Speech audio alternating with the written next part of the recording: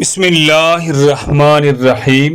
ناظرین گرامی، بس 3 دن یہ وظیفہ پڑھے، ناممکن کو ممکن کر دے۔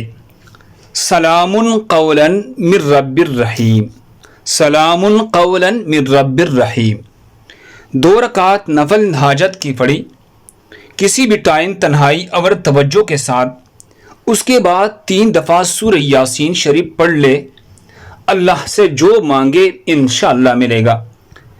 اور صبح شام مذکورہ آیات سلام قولا من رب الرحیم، یہ آیات مبارکہ 40 بار پڑھی، اول آخر 1 بار درود شریف یہ پڑھی۔ تو ناظرین گرامی، دوسری مسلمانوں کے فائدے کے لیے آگے ضرور شیئر کریں۔ اجازت کے لیے کمنٹس میں اللہ اکبر لکھ کی۔ جزاکم اللہ۔